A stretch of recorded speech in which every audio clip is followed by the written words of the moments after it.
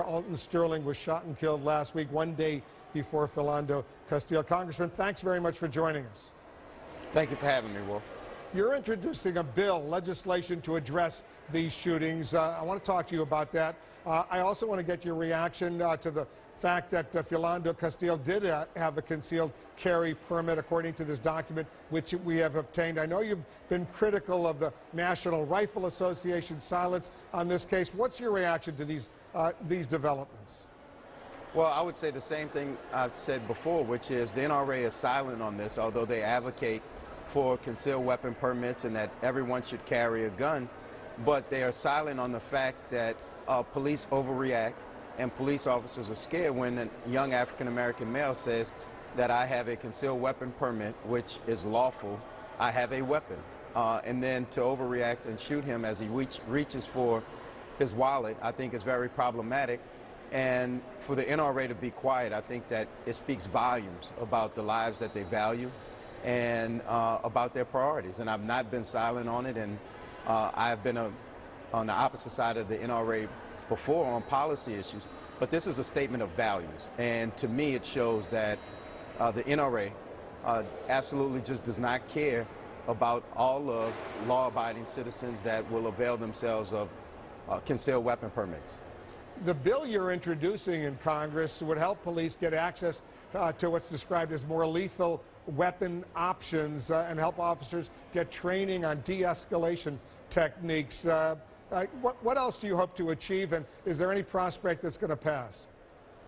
Well, there are a couple of things we want to do, and this one was one that we could introduce very quickly, and I did it with my Republican colleague who actually represents part of Baton Rouge also. And what it would do is put money out there for research and development to find alternatives to deadly force, but at the same time put money out there to do training for de-escalation and other things. And then, as you know, Speaker Ryan just appointed a working group to deal with police and community relations, use of deadly force, and all of those things, which the Speaker appointed me to. And we're going to go more in depth and look at community policing, safe neighborhood grants, and all of those things as we continue criminal justice reform and all of those other things, I think, that create the atmosphere that we have today.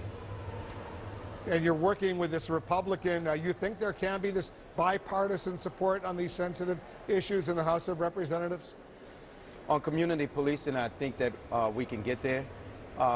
Dave Reichert out of Washington is a former sheriff, and he's actually been advocating for more money for the COPS program, for training, and for safe neighborhood grants for the last year or so. So I think that that is the direction that we're headed in. All right. We're actually going to step out of the Capitol in a bipartisan manner and go to communities and hear concerns. And I think there's going to be very uncomfortable hearings for us and conversations, but we need to hear it. And I think that it will give them a great sense of what young African-American males and females go through, and then it will give some of us a better insight of what our law enforcement, what they go through as well. And we have to be serious about this.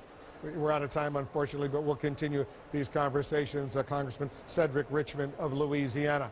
That's it for me. The news continues next, right here on CNN.